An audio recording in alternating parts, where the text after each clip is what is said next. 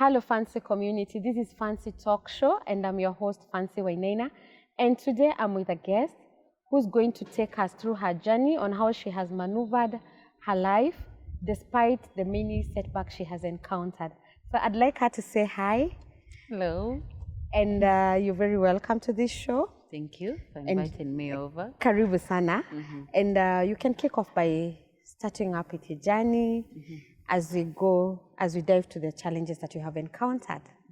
Thank you for this chance. I appreciate and thank you for saying us. Like us. Yeah, so my name is Ruthsela Wambui, or you can call me Wambui as currently known. Najipatanga in different locations. I'm known with different names. Yes, so Lynn K. Brown. That's the path of TikTok and everything. Social media platforms. Yes. Yes. So I was born in Murang'a County. So I've had in a village called Sabasaba. I started in Sabasaba Nursery. It's New Zealand CDF sponsored, we call them. Yeah. So from Sabasaba Primary, I went to Nakuru, kafanya high school huko. I got a setback, nikakuja St. Michael's Keno. So that is where I completed my O-levels education. I went to KCA University. No, first I started with NIBS, Nairobi Institute of Business Studies. I was doing trichology there. That is a study of hair. So that is where I grew my interest in plating. But I was triggered before by my mom's acts. Most of the time, weekendy, I could see people coming into our home for their hair. Maybe she would cook for them. No, she's a skillful woman. You'll find her hands everywhere. So I came to NIBS to study here. I didn't graduate. I didn't wait for that. I was so eager to get into accounting, given that is the course I wanted. And also, my mom wanted a mathematician. Yeah. So I shifted from NIBS to KCA University, Raraka. That is where I went to do my accounting studies. After that, I also didn't graduate. But on this one, it's on a good term because I found work while I was still studying. I couldn't work from school, so I deferred. No, my initial thought was deferring the studies, and then I'll come back later, catch up, graduate like normal people do. So I started working at a farm as a junior accountant. Sometimes ningekuwa secretary, other times ningekuwa messenger. So with that, I learned to have my hands everywhere, just like my mom. And basically, that's my journey. I haven't worked in anywhere else permanently, like I am working in this company. But I have worked as a fashion critic in your show and in your shop, the Phancy closet, you remember? Yeah. I have worked as a photography director. I have worked as mwalimu, computer pale. So yeah, and I am a farmer now. Awesome. Thank you. Now, there's one challenge, or rather, I would love you to let us see through your lenses. Normally, I see when young people, they start working and have the taste of their money before they're done with school. It's very rare for them to go back to school. That one I can attest. Did you go back to school yourself? No. Up to now? I've never went back. Yeah. So when I started working, money started coming in. It was sweet. It was sweet. sweet. It was my and first. The freedom. So now you have money, you have freedom. My own money. You don't have a lot of responsibilities. I don't have a lecturer telling me I should have this handout where and when I am having this test here and there. So yeah, it felt like freedom. It was a lot of freedom. I went to numerous road trips, numerous night dances. You lived. I lived it. I even found a boyfriend for your lifestyle. Oh my goodness. Okay. Yes, I used to date this guy mwenye alikuwa anatuorganizia those trips. Magigs. Yes, Magig. So he was the master pale. The hyper, the yes, hype man. he was also the king of dance floor. So, and I was somehow a bit of a queen of dance hall as well. So yeah, we went through life sweetly. We lodged at few places. Yeah. I've seen the country in a bigger lane through him. So it was a nice ride while I enjoyed. Okay.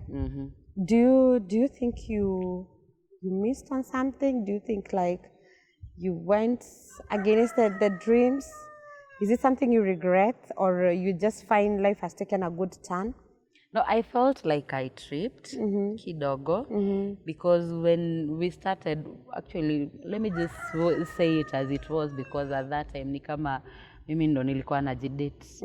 So when we started being together, I wife materialed him. So ni kama, well, he didn't need a wife. He didn't need a wife. It is one mistake. He just needed a gate crusher and you know, just some babe to be there, some babe kupendua, to pass time, kupikia, just a lot of those. So the mistake I did was I committed myself fully to him as a wife, that I forgot to act on life itself. Okay. I took on responsibilities that I had seen in a future, a beautiful future, forgetting that those are just in your head. Unless someone says it, that expectations thing, bring it to zero. Yeah, he taught me hard on that one. Okay. So, uli character develop wa huko. Hey, the nonsense.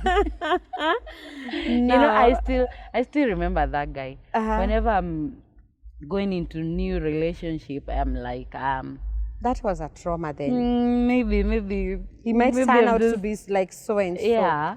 So, not like nasema hii ajisikia or anything, but I really did love him to a point that I got insecure na kuallow mtu mwingine into my life. I got this point of hesitation where someone is genuine, purely genuine, and you can feel it, but there's another sense telling you, don't. Sit back, see through it first, think through it first before you get yourself tangled in it. And I think that one has, I don't know, it has protected me in a way, because, you know, we are full of screw-ups huko nje. But also in another perspective, imenizuilia kupatana na hata potential networks. It's not just about relationships. Pia that one inakupeanga kafia ka ku draw yourself back. You are overprotective. Yes, you're overprotective. And what about the school? Now that you didn't finish even your course, and even after getting the money where you could maybe even have advanced to a higher level, do you feel like even in this sense of academic, you tripped? And do you regret, or you just fine? I don't. I don't. I'm from a single parenthood. My mother has been raising us alone. We are two, me and my sister. So when I stepped back, my mom got a chance to shughulikia my younger sister. And when I started getting something in my pocket, you know, you started supporting. I remember you would always tell him, my budget, mom. I remember that journey. Yeah. So I don't regret not going back, because even when you are growing, mom raising school fees was such a challenge. So to you it was a relief. Yes, I felt like, yes, ataskia vibaya, I have dropped out and everything. She wanted to prove wrong that she can do it. You know, zile branding, watu wana brand single mothers huko nje. Oh, sijui, you're raising your kids through this way. You're not raising your kids well. Watoto wa single mothers hawana adabu. We don't call them single mothers anymore. We call them silver moms. Yeah, they're silver moms. Not even silver. Call them golden. Because that woman, the things she has done to raise us. Yeah. Wherever you are, mom. Yeah, nashukuru I know. Sana. Yeah. So dropping out was a bit hard on her. She did a lot of convincing, but looking at the bag there, I was like, mom, you need to allow me to do this. Not because I wanted to do that to help her at that time, sikuwa nimeiangalia in that aspect. I was looking at the bag, at the freedom where I can be able to buy my mom gifts. I can be able to, that time KFC was such a big deal.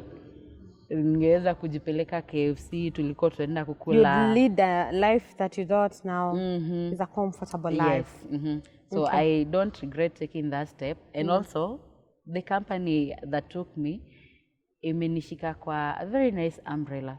Despite me growing them as an employee, they are growing me as well as an employee. They have given me the liberty to be creative. They have given me the platform to manage stuff on my own without even consenting. You know, someone giving you that trust means you have proved yourself that you can actually do this. And getting to a point where you have proven yourself, it means you have worked on yourself. So you have grown yourself in a way that other people can actually rely on you without supervision, without guidance. They know you will get there on your own. And you'll that's get very it done. important. I thank them every time for that. Yeah. They nurtured me. Nashukuru. Okay. So what are the major setbacks you've encountered in your life? Well, to touch on briefly, I was sometimes raped around 2018. That moved me from the place I was staying. I was staying in Makuyu at that time, and it saw me in Thika. And I thank that experience because I got to know you. If I didn't come to Thika, we couldn't have probably met. I mean, I'm in farming, you are in this. No, we're in two different fields. Yeah. So that's one of them which I do not like to talk about. But one thing I will say is sexually as a woman, having experienced rape, you have a very hard time managing through relationship, trust. Trust is compromised totally. Is compromised, especially with the people we are living with. Unaonanga tu mwanaume and you just think of the animosity. You're just disgusted with all of that. And then you cannot go telling people this was done to me because probably they will ask you, how are you dressed? And at that time, I wasn't even, it's not something you can call a provocative act because he found me in my house. It was late at night, around 10 p.m. It happened and he left. So there's nothing you can call provocative about the act that happened. He found you in your safe space. Yes, he found me in my home. And, you know, how did you pick yourself up after that? It was tough. I went to, no, I didn't go to the hospital the morning after. I woke up, showered, went to work, but I couldn't do anything. Yeah, I couldn't do anything. So I told my manager that I need to go home. I'm not feeling well. I need to go get treated. And he told me, utangoja ifike saa 9. It was still early. Ilikuwa saa 3 asubuhi. So utangoja ifike saa 9 and then you can go home early. And I was like, okay. It's not like I'm dying anyway. It's just something I'm dealing with internally that I cannot tell you what happened because myself mimi siamini may happen. You know, you are in denial. I'm in denial. You can call it, I don't know, I can't brand it. But picking up myself from there, it saw me pulling myself back from the relationship. I was withdrawing back. Yes, I was withdrawing back. And then the guy at that time, as I mentioned, wasn't in love. So there's nothing much he could have done to kind of convince me that we are different. This is me and that was him, you know. He was just there. And he wasn't there. I don't know if he changed, but he's not the emotional kind. He doesn't know what to tell you when you're drained emotionally. So that part of him and me being the hopeless romantic just couldn't work. Yeah. Nikajipata I have withdrew from us. I started being busy writing. That is when I found myself deeply into poetry. I actually participated in a book called Frabja's Fling. It's by an author called Valentine Tusai from Zimbabwe. So that is where I now went deep into writing. I could write all my thoughts down there. I could write all the challenges down there. Whenever we went intimate, I would divert my mind from the moment that we are in to another moment that I felt was a bit happier that can take me through this moment, you know. And being real with myself then became hard. I didn't want to face me. I didn't want to look at me like men would look at me out here, like I'm pretty, this and this is attractive. So kind of bruised my self-esteem. And then no, let's not go there. So yeah, so it's okay. Yeah. So after that whole experience, did you seek the support to go on, or you just covered? I masked it.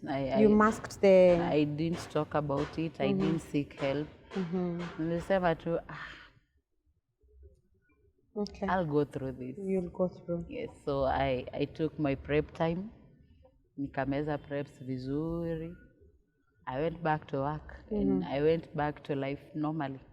Yeah. So I didn't get to walk through that thing with anyone else. Yeah. But I remember, you know, when we met and we really clicked, you told me about it.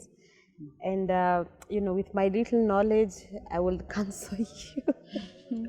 You did great, by the way. And I thank God that we are here. I really prayed for us to be in a space where you're not looking at it like, you know, something to bring you down, but through that you have the strength and you can confidently talk about, by the way, that is healing.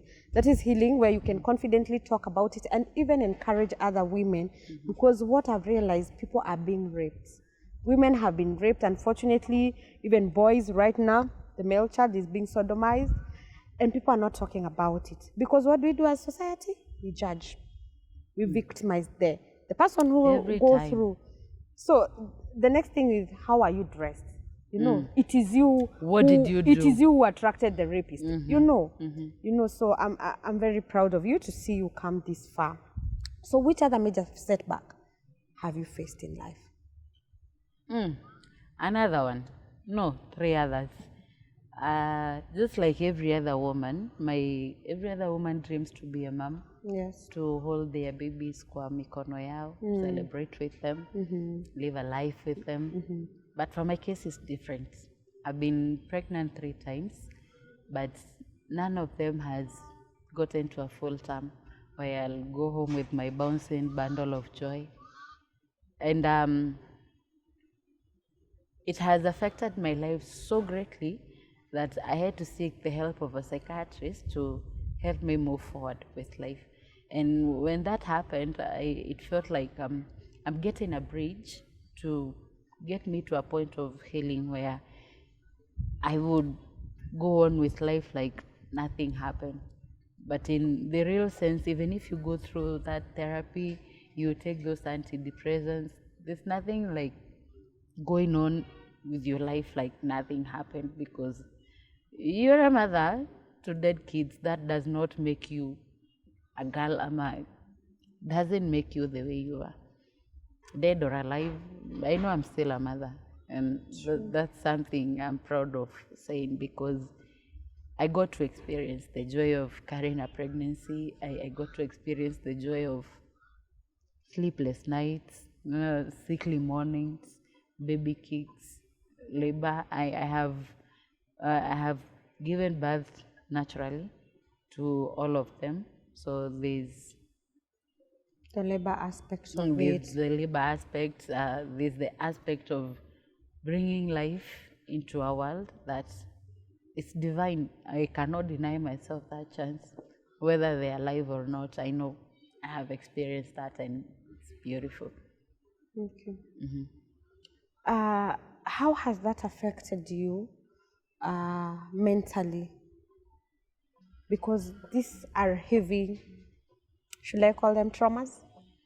They're heavy setbacks, you know, and they can take a toll on somebody. But looking at you, who could believe you've gone through this? So I actually can't believe myself. Exactly. How have you managed? It looks like you're giving somebody else's story.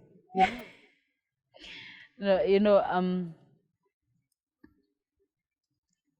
it first weighed me down quite hard. I could not go out. I used to have these panic and anxiety attacks every now and then. I could face people. I could not look at pregnant women and just like people do. Every time I saw a pregnant woman, I was like, fine. You can't say anything because you can't look at her in a peculiar way. You look like a weirdo or some person with an ill intention. Because They don't know what I've been through, and you hear people complaining, hii mimba inanibo, inanisumbua, and I'm like, do you know what you're saying? Do you understand the magnitude of the words you just let out of your mouth? And people do not know how privileged they are out here. Wewe uko hapo unapiga mtoto niko unataka kuua. Me, I am here wanting that kid by my bed every night.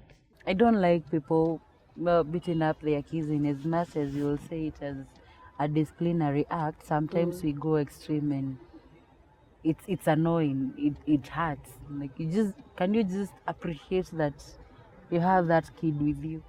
Yes, they have done that and you're so angry at that, but tone down kidogo, tone down and appreciate that he's a kid and that's what babies do. Make mistakes, screw up things. You as a mother, go correct it. Chakupiga mtoto nika unataka kumuua. Some of us are praying for that. Yes.